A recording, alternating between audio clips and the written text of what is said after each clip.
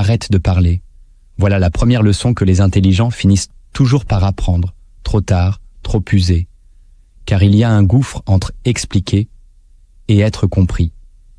Tu peux passer ta vie à aligner des arguments limpides, des vérités douloureuses, des évidences criantes. Face à certains esprits, tout cela rebondira comme des gouttes d'eau sur le cuir épais de l'ignorance volontaire. Alors la vraie question n'est pas « Comment convaincre les idiots ?», mais « Pourquoi as-tu encore besoin de le faire ?» Ce que Machiavel nous enseigne, c'est que la lucidité n'est pas faite pour être partagée avec ceux qui la rejettent. Dans cette vidéo, je vais te révéler les mécanismes intérieurs que les plus stratégiques utilisent pour survivre en silence dans un monde bruyant. Reste jusqu'à la fin, une vérité te sera confiée, une que même les sages taisent, et écris en commentaire « Je choisis le silence comme arme ». Niccolò Machiavel n'a jamais écrit pour plaire. Il a écrit pour ceux qui voyaient. Au XVIe siècle, dans un monde ravagé par les trahisons, les mensonges d'État et les rois déchus, il a dressé le portrait d'un être humain que personne ne voulait regarder en face. L'homme nu, sans illusion, mu par la peur, la domination et la stratégie. Son chef-d'œuvre, Le Prince, n'est pas un appel à la cruauté, mais un miroir. Et dans ce miroir, il n'y a pas de place pour la sentimentalité. Les idiots, selon lui, ne sont pas seulement ceux qui ne comprennent pas, mais ceux qui refusent d'apprendre. Ce que Machiavel propose, c'est une forme d'intelligence froide, savoir quand parler, quand se taire et quand disparaître. Une sagesse brutale, longtemps diabolisée, parce qu'elle force chacun à reconnaître les limites du dialogue et la violence du réel. Il y a un seuil invisible que l'intelligent finit par franchir. Ce n'est pas un cri, c'est un repli. Non pas par faiblesse, mais par saturation. Il comprend que trop de lucidité mal placée devient un poison. Alors il élabore des stratagèmes silencieux pour survivre dans un monde qui ne veut pas voir. Le premier stratagème que tu dois comprendre, c'est le repli calculé dans le silence. L'intelligence blessée ne cherche plus à débattre. Elle a tenté, elle a donné, elle s'est exposée. Mais à force d'essayer de réveiller des esprits fermés, elle a compris que parler est parfois une offrande jetée dans le vide. Ce n'est pas une fuite, c'est une stratégie. Se taire devient une réponse. L'intelligent blessé ne cherche plus à gagner une joute verbale.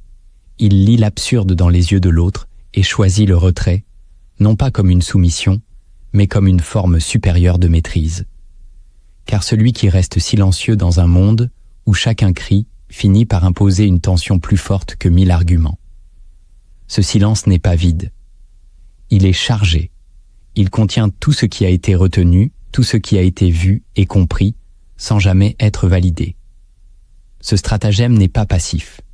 Il observe, il analyse, il reconstruit une forteresse intérieure. Là où l'idiot veut convaincre à tout prix, l'intelligent laisse l'écho faire son œuvre. Et c'est dans cet écho que l'autre finit par se heurter à sa propre absurdité. Machiavel dirait que le silence est une arme à double tranchant. Il coupe le lien, mais il garde le pouvoir. Plus tu parles, plus tu perds. Moins tu dis, plus tu deviens opaque, donc redoutable. Ce n'est pas un hasard si les plus stratèges de ce monde sont ceux qu'on entend le moins. Derrière chaque mot retenu se cache un calcul, et derrière chaque silence, un refus de descendre au niveau de l'autre. Ne crois pas que tu perds quand tu refuses d'expliquer. Tu sauves ton énergie, tu préserves ton terrain, tu maîtrises ton champ de bataille. Le silence devient ton empire invisible. Le deuxième stratagème que tu dois intégrer, c'est la neutralité affective choisie. L'intelligent blessé apprend à retirer la charge émotionnelle de ses interactions. Il comprend que vouloir que l'autre comprenne est déjà une forme de dépendance. Alors, il retire l'affect. Il ne cherche plus à émouvoir, ni à attendrir, ni à forcer l'empathie. Il observe avec distance, parle sans attachement, agit sans besoin de reconnaissance. Ce n'est pas de l'indifférence, c'est une autonomie émotionnelle. Là où l'idiot s'agite, explose, se vexe, l'intelligent reste plat, et cette platitude déstabilise. Car elle révèle un niveau supérieur de conscience, celui qui ne cherche plus à corriger le monde, mais à en survivre sans se perdre. Machiavel savait que les émotions sont des brèches dans l'armure du stratège. Chaque réaction trahit une faiblesse. Chaque explication passionnée dévoile un besoin d'être cru. Alors le sage arrête d'être passionné. Il devient froid, mais pas cruel. Il devient distant, mais pas absent. Il reste là, mais en spectateur. Il n'est plus acteur d'un théâtre absurde. Il est l'observateur silencieux des tragédies humaines, et cette position le protège. Il n'est plus blessé par l'incompréhension, car il n'attend plus rien. Il ne prend plus les attaques comme personnelles, car il voit l'ignorance derrière la violence. Il ne se justifie plus, car il a compris que le besoin de justification est une illusion d'enfant. Ce stratagème, tu dois l'adopter si tu veux rester debout dans un monde d'interprétation biaisée. Choisir la neutralité, c'est poser une frontière mentale entre toi et la tempête. C'est accepter de ne pas être compris, sans que cela n'altère ta paix. C'est affronter le chaos avec un regard tranquille, et cette tranquillité, plus rare que l'or, est une forme d'intelligence supérieure. Le troisième stratagème que tu dois maîtriser, c'est l'usage chirurgical de la vérité. L'intelligent blessé ne dit plus toute la vérité. Il la fragmente, il la dose, il la livre uniquement à ceux qui ont la structure intérieure pour la recevoir. Ce n'est pas un mensonge, c'est un filtrage. Car il a compris que certaines vérités, balancées sans discernement, deviennent des armes retournées contre lui. Dans un monde d'ego fragile, dire la vérité brute revient à s'exposer à l'agression, au rejet, à la déformation. Machiavel l'avait bien vu. La vérité n'est pas une vertu absolue, mais un outil de pouvoir. Et celui qui l'utilise doit en connaître les risques. L'intelligent blessé ne se précipite plus pour éclairer les autres. Il observe d'abord la capacité de l'autre à encaisser, et souvent, il se tait. Ou bien, il dit juste assez pour orienter, sans provoquer. Il protège sa pensée comme on protège un artefact sacré. Car chaque mot lâché dans un champ d'idiotie peut devenir une grenade. Il a appris que certaines vérités doivent être vécues, pas dites, qu'il vaut mieux incarner ce que l'on sait que le clamer. Il devient donc énigmatique. Il s'exprime par geste, par silence, par absence. Et ceux qui veulent vraiment comprendre le suivront dans le non-dit. Ce stratagème est une forme de prudence sacrée. Tu ne jettes plus tes perles au port, non par mépris, mais par respect pour toi-même. Tu transformes ta vérité en feu discret, qui éclaire sans brûler. Tu ne cherches plus à convaincre, mais à signaler subtilement, à travers ton calme, ta constance, ton retrait. Et dans cette retenue, tu prends le pouvoir invisible de celui qui sait, mais choisis le moment de le montrer. Le quatrième stratagème que tu dois activer, c'est la discrétion stratégique dans l'échec. L'intelligent blessé ne fait pas de son échec un spectacle. Il se retire, il pense ses plaies en silence, il reconstruit sans bruit. Là où d'autres crient leur chute, partagent leurs blessures dans un appel déguisé à la compassion, lui choisit la dignité opaque. Il sait que l'idiot se nourrit du malheur des autres pour se sentir supérieur.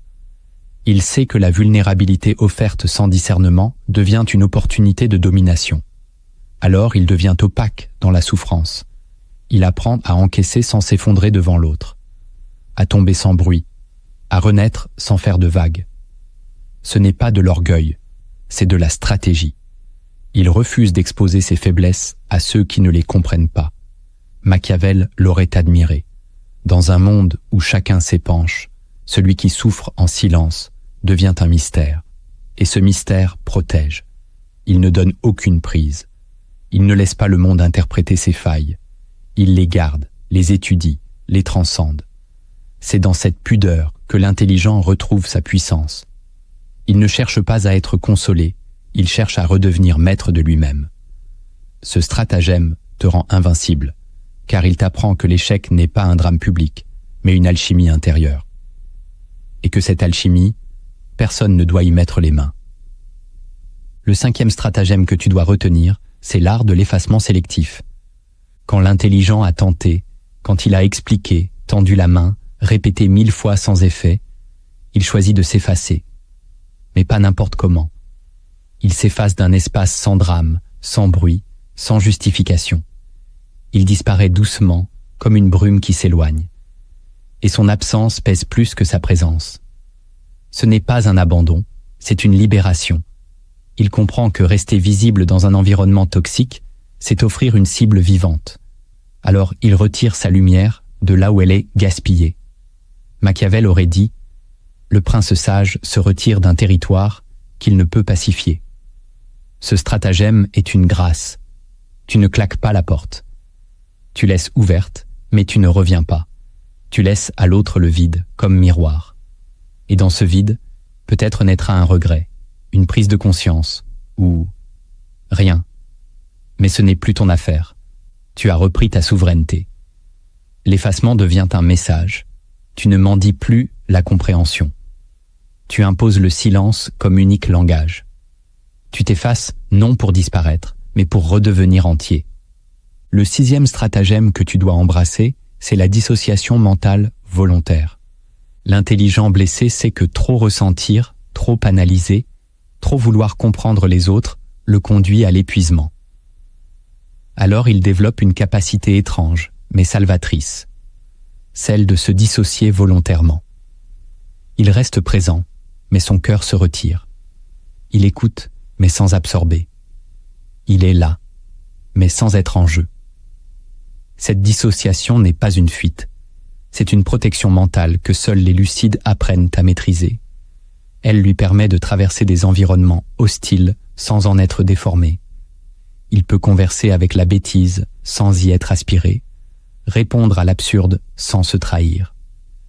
Il devient une version allégée de lui-même, une façade qui le protège. Machiavel aurait vu dans cette dissociation un masque utile, un artefact du pouvoir. Car celui qui ne montre pas son âme devient imprévisible. L'intelligent blessé ne donne plus accès à son être profond. Il choisit à qui il ouvre ses portes intérieures et il ferme les autres sans culpabilité. Il n'a plus besoin de se sentir connecté à tout le monde, car il a compris que la connexion sans discernement est une hémorragie lente. Il se dissocie non pour devenir froid, mais pour rester lucide. Il fait le choix de la légèreté stratégique. Il retire ses attentes, ses projections, son besoin d'être reconnu. Il devient l'observateur de ses propres dialogues, presque un fantôme dans la conversation. Et dans ce flou maîtrisé, il gagne en paix. Ce stratagème est rare, car il exige un haut niveau de conscience. Il ne s'apprend pas dans les livres, mais dans la douleur des déceptions accumulées. Si tu veux garder ton intégrité dans un monde bruyant, apprends à te retirer de l'intérieur, même lorsque tu es présent à l'extérieur. Le 7e stratagème que tu dois incarner, c'est l'ironie de l'acceptation stratégique. Quand l'intelligent a tout tenté, l'explication, la pédagogie, le silence, l'effacement, il lui reste une arme ultime, l'acceptation. Mais pas n'importe laquelle. C'est une acceptation froide, presque ironique, une sorte de sourire intérieur devant l'absurde. Il ne cherche plus à changer l'idiot. Il le regarde et l'accepte. Non comme un égal, mais comme une donnée fixe du décor. Il cesse de gaspiller sa vie à vouloir corriger l'inchangeable. Ce sourire, ce calme, cette résignation active, c'est la dernière frontière. Machiavel aurait dit « Ce que tu ne peux contrôler, utilise-le ». Alors, l'intelligent transforme l'idiotie ambiante en matière d'observation, en terrain d'apprentissage, en contraste pour affiner sa propre lucidité. Il cesse de se battre contre le courant. Il nage à côté, en silence, avec une conscience accrue de sa propre singularité. Il accepte que certains ne verront jamais, que certaines conversations sont perdues d'avance, que l'évolution n'est pas collective, mais individuelle. Et dans cette acceptation, il retrouve une forme de joie étrange. Il n'est plus prisonnier de sa volonté de convaincre, il devient libre. Il choisit où mettre son énergie. Il redirige son attention vers ce qui élève, ce qui nourrit, ce qui construit. Il accepte sans subir. Et cette posture, douce en apparence, est en réalité d'une puissance redoutable, car elle te rend intouchable. Tu ne réagis plus, tu observes, tu avances, tu n'essaies plus d'être compris par tous, seulement d'être fidèle à ta propre trajectoire. Ce stratagème est une sagesse cachée, une noblesse silencieuse. Il ne fait pas de bruit, mais il change tout en toi. Il existe un écart que peu osent regarder, un vide entre ceux qui perçoivent les rouages du monde et ceux qui s'y abandonnent sans résistance. Ce n'est pas un conflit ouvert, mais une fracture silencieuse, une cassure invisible entre la lucidité individuelle et l'illusion collective, nourrie par la peur, le confort ou la lâcheté. La première fracture que tu dois comprendre, c'est l'incommunicabilité de la clarté. Lorsque tu commences à voir au-delà des apparences, un étrange vertige s'installe. Tu veux en parler, tu veux partager cette clarté nouvelle, ce dévoilement intérieur, mais autour de toi, les regards restent vides. Non pas parce que les autres ne peuvent pas comprendre, mais parce qu'ils ne veulent pas. La lucidité dérange. Elle menace les certitudes, les routines, les mythes affectifs dans lesquels tant de gens ont bâti leur identité. Et plus tu essaies d'expliquer, plus l'écart se creuse. Tu n'es pas entendu, tu es perçu comme arrogant, sec, déconnecté. Et tu réalises que la vérité, lorsqu'elle n'est pas désirée, devient une offense. Cette fracture est la première blessure de celui qui s'éveille. Voir n'est pas suffisant. Il faut accepter que la plupart préfèrent la nuit, car la lumière crue exige trop de remises en question. Tu pourrais te révolter, insister, vouloir éveiller les autres, mais à quoi bon? La conscience n'est pas un don que l'on transmet. C'est une déchirure que chacun doit vouloir traverser. Alors tu te replies, tu t'éloignes, non par mépris, mais par lucidité. Tu parles moins, tu écoutes plus. Tu comprends que le silence est parfois le seul langage possible entre deux mondes trop éloignés. Cette fracture devient ta solitude intérieure. Et dans cette solitude, tu deviens autre. Tu ne cherches plus à convaincre. Tu observes. Tu construis en secret. Tu avances seul, les yeux ouverts dans un monde qui dort. Et c'est dans cette marche solitaire que commence la vraie sagesse. La deuxième fracture que tu dois ressentir, c'est le rejet instinctif de la nuance. Le monde aime les slogans, les vérités simples, les camps tranchés. Mais la lucidité, elle, est faite de paradoxes, d'ambivalences, de zones grises. L'intelligent perçoit que rien n'est totalement bon ou mauvais, que la vérité est souvent complexe, inconfortable, mouvante. Mais lorsqu'il exprime cette nuance, il est vu comme tiède, insaisissable, suspect. Le collectif ne veut pas réfléchir. Il veut choisir un camp. Il veut des certitudes rassurantes, des ennemis à haïr, des héros à suivre. Et toi, dans cette équation, tu es de trop. Tu refuses les caricatures, tu démontes les simplifications, tu questionnes les évidences, tu refuses d'applaudir par réflexe. Alors on t'exclut, on t'accuse, on te moque. Non parce que tu es dans l'erreur, mais parce que tu refuses le confort de l'ignorance collective. Cette fracture te place en périphérie. Tu n'es plus invité dans les débats faciles, dans les fêtes d'opinion. Tu deviens une ombre qui dérange, un miroir trop fidèle. Mais ce rejet est aussi une bénédiction. Il t'oblige à affiner ta pensée, à trouver tes propres mots, à résister à la tentation d'être aimé au prix de ton intégrité.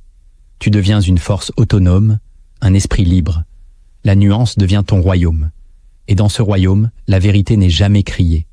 Elle est murmurée à ceux qui savent encore écouter. La troisième fracture que tu dois affronter, c'est la fatigue d'être trop tôt. Il y a en toi une forme d'avance. Tu vois les conséquences avant qu'elles n'arrivent. Tu sens les effondrements venir. Tu perçois les dérives alors que tout le monde célèbre encore le succès apparent.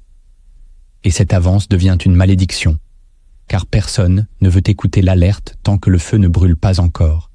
Tu cries dans le désert, tu préviens, tu anticipes, mais on te rit au nez. Jusqu'au jour où tout s'écroule. Et là, on se tait. Mais il est trop tard. Tu es devenu ce témoin gênant que l'on évite. Tu portes en toi le poids du précoce, du lucide, en avance sur son temps. Cette fracture t'épuise.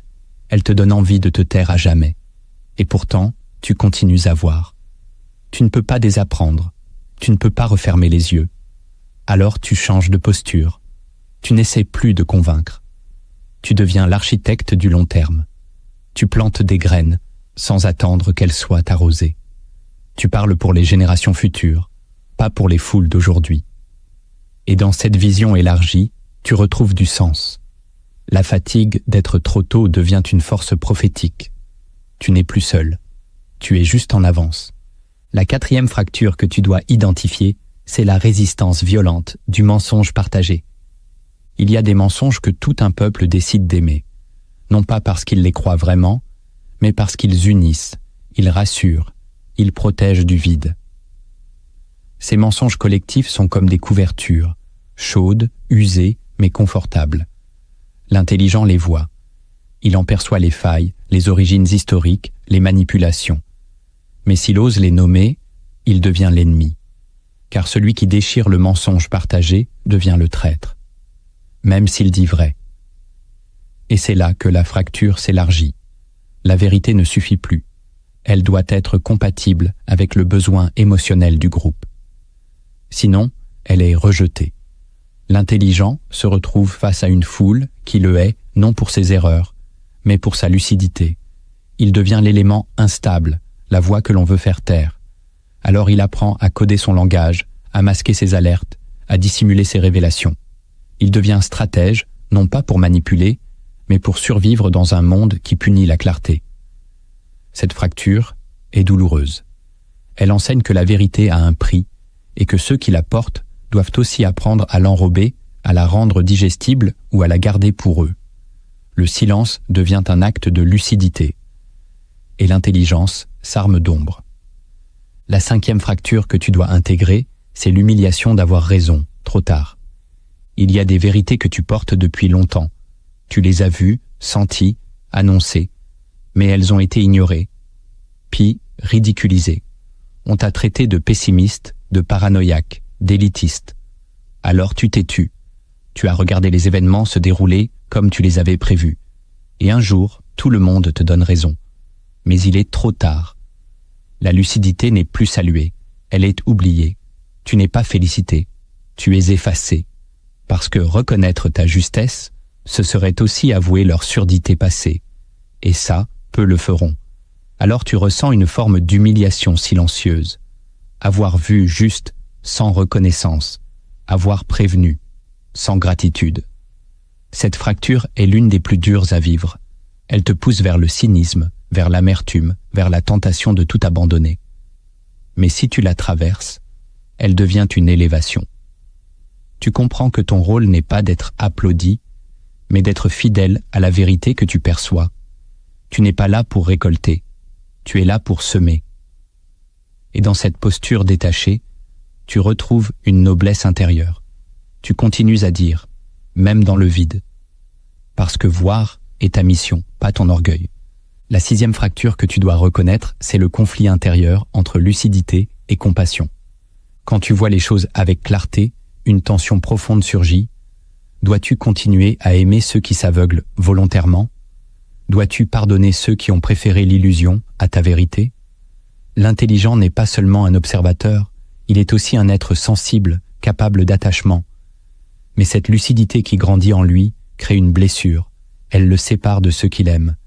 Il voit leurs incohérences, leurs fuites, leurs renoncements, et cela le rend amer, puis triste, puis distant. Il ne peut plus faire semblant. Il ne peut plus applaudir des comportements qu'il sait destructeurs. Il ne peut plus jouer au jeu social sans en percevoir l'artificialité. Et pourtant, il aimerait encore les comprendre. Il voudrait encore les prendre dans ses bras. Ce conflit intérieur devient un champ de bataille silencieux. L'intelligence veut s'éloigner. Le cœur veut rester. Mais à mesure que la lucidité s'intensifie, le détachement devient inévitable. Ce n'est pas une fuite, c'est une forme de protection.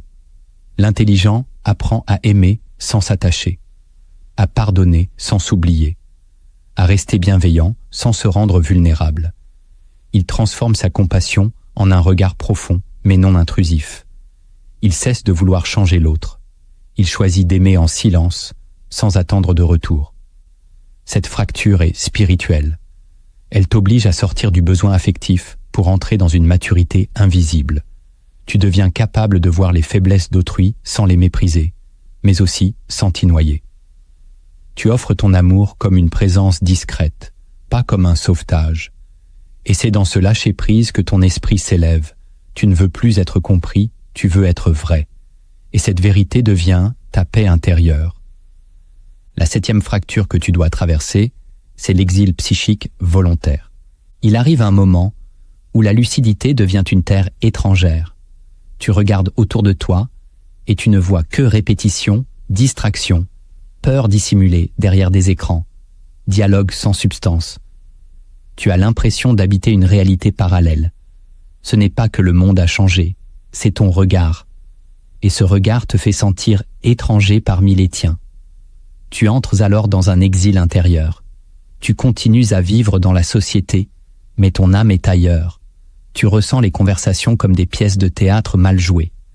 Tu entends les certitudes comme des cages mentales. Et plus tu t'élèves en conscience, plus tu descends en solitude. Cet exil n'est pas choisi par orgueil, mais par nécessité. Tu ne veux pas fuir les autres, tu veux fuir le bruit, le mensonge, la répétition.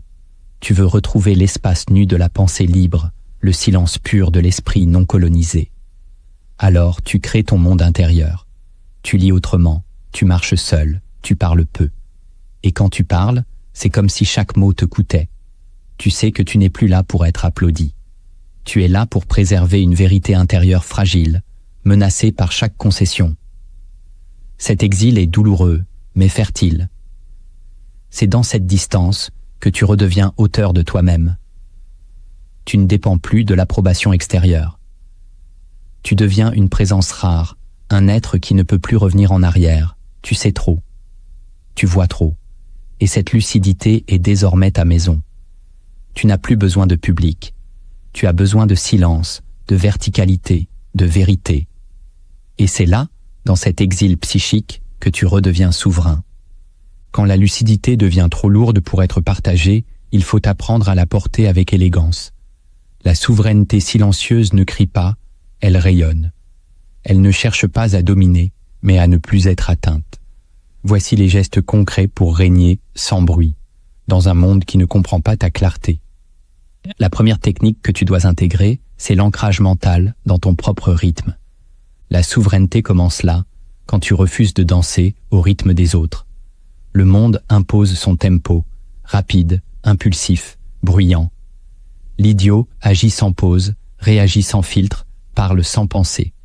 Mais toi, si tu veux préserver ta clarté, tu dois apprendre à ralentir intérieurement.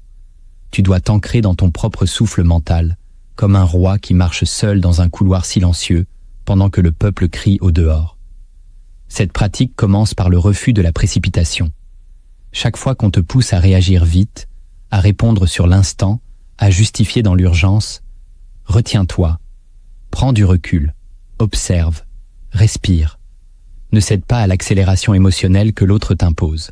Plus tu t'ancres dans ton propre rythme, plus tu deviens inatteignable. Ta lenteur devient une force. Elle te permet d'évaluer, de décrypter, de répondre avec justesse ou de ne pas répondre du tout.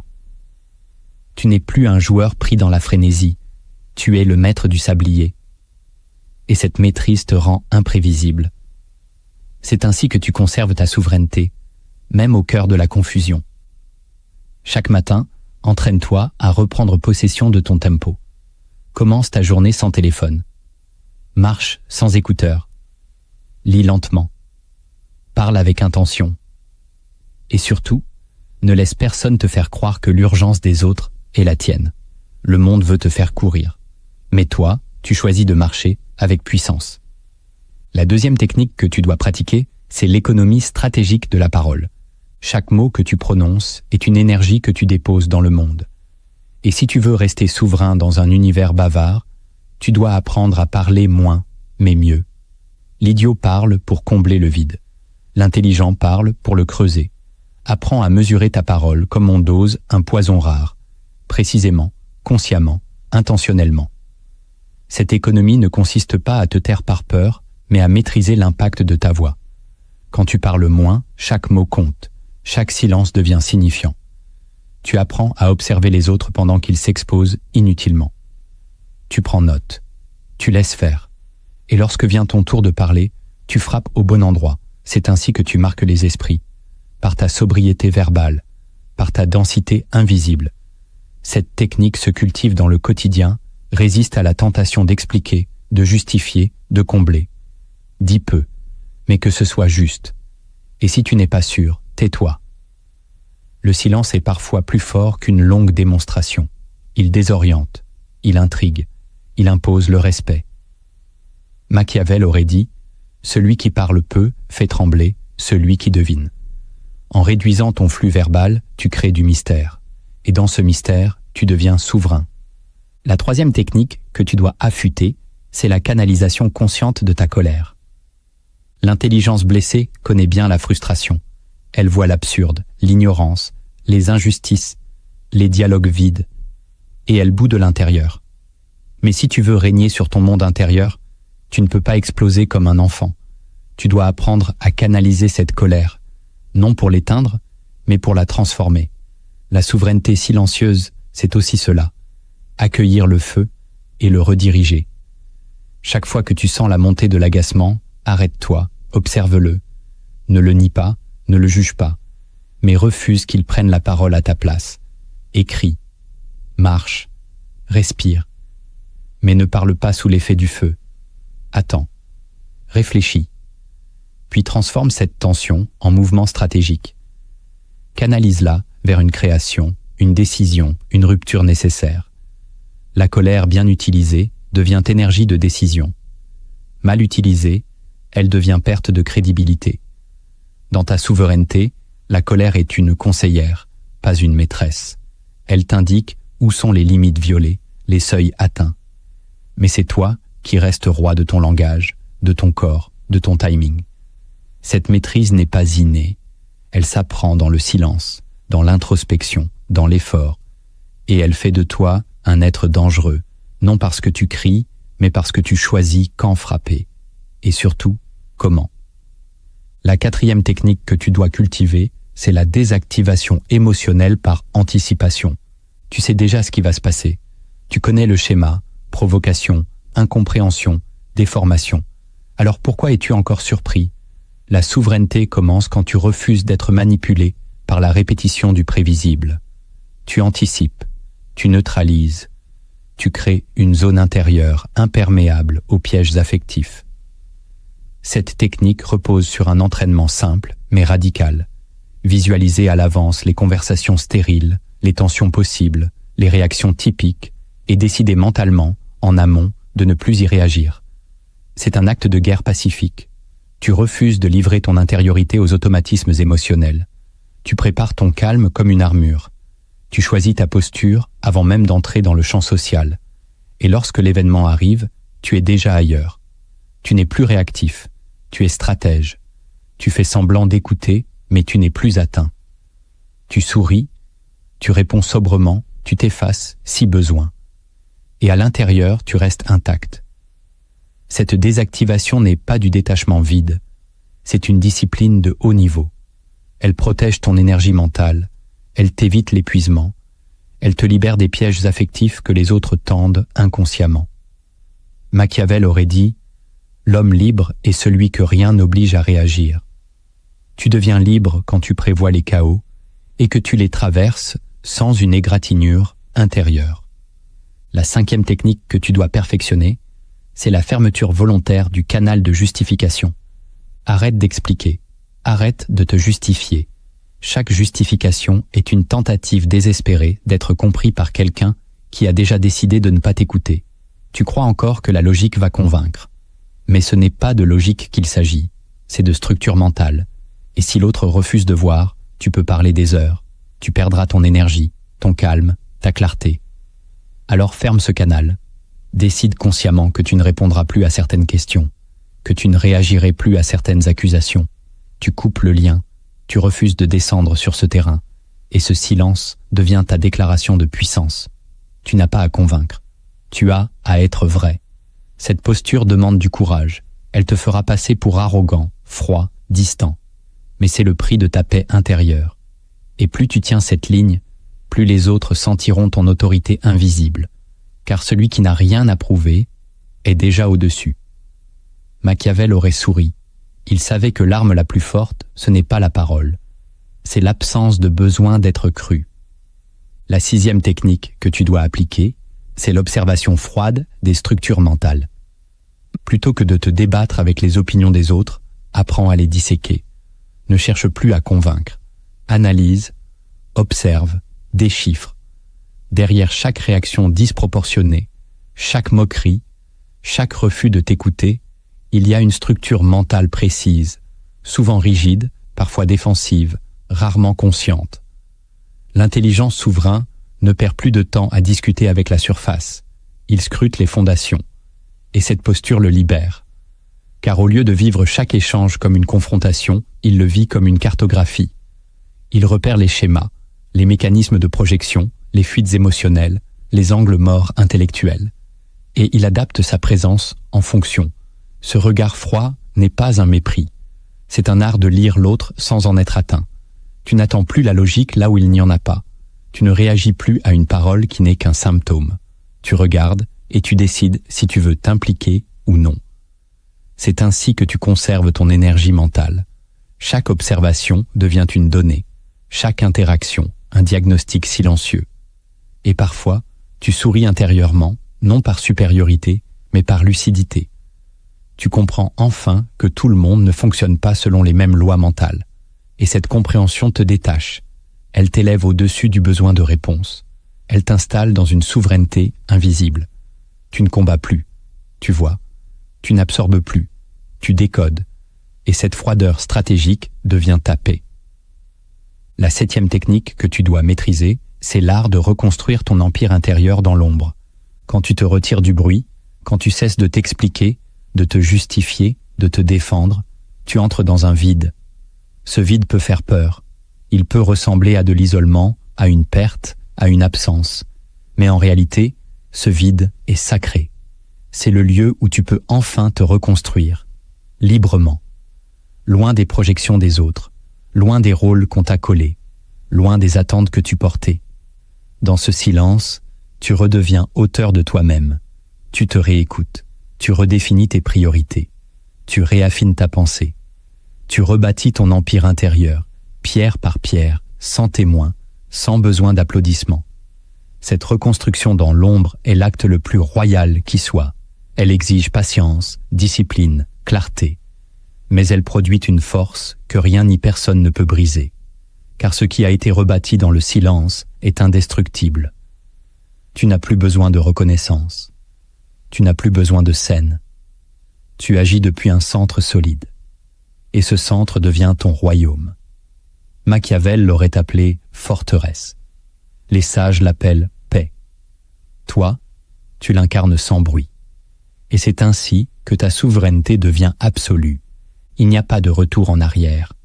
Une fois que tu as vu, tu ne peux plus ne pas voir. Une fois que tu as compris, tu ne peux plus faire semblant. La lucidité est un point de non-retour, et ceux qui l'atteignent paient un prix invisible, celui du silence, de la distance, de la transformation intérieure. Tu n'es plus dans le monde comme avant. Tu ne peux plus y être naïf, réactif, disponible à tout vent. Tu choisis, tu observes, tu te retires. Ce n'est pas de la peur, c'est de la stratégie. Ce n'est pas du mépris, c'est de l'économie. Ce n'est pas de l'orgueil, c'est de la souveraineté. Machiavel n'a jamais été le prophète des tyrans. Il a été le scribe de ceux qui survivent dans un monde sans merci. Il a offert des outils, pas des dogmes, des techniques, pas des prières. Et l'un de ses plus grands enseignements est celui-ci. Ne gaspille pas ta lucidité sur ceux qui refusent de voir. Tu ne dois rien à l'inconscience collective. Tu ne dois pas sauver ceux qui se battent pour rester aveugles. Tu dois préserver ton feu, le canaliser, l'affiner. Et si un jour quelqu'un vient à toi avec le cœur ouvert, l'esprit prêt, alors tu sauras parler, mais pas avant. Tu sauras quand semer et quand disparaître. C'est cela, la souveraineté silencieuse. Savoir quand parler et quand devenir le vide. Savoir quand rester et quand effacer. Être une force, même dans l'absence. Être une présence, même dans le retrait. C'est dans cette posture que tu retrouves ton pouvoir. Non celui de contrôler les autres, mais celui de ne plus être contrôlé. Tu ne réagis plus, tu choisis, tu ne cries plus, tu signifies. Tu ne cherches plus à convaincre, tu incarnes. Alors pose-toi cette question. Dans ta vie, combien de fois t'es-tu trahi juste pour être compris? Et combien de fois pourrais-tu retrouver ta paix en apprenant simplement à te taire? Si cette vérité te parle, partage-la. Et écris en commentaire. je choisis de garder ma puissance en silence, car parfois, c'est le silence qui parle le plus fort.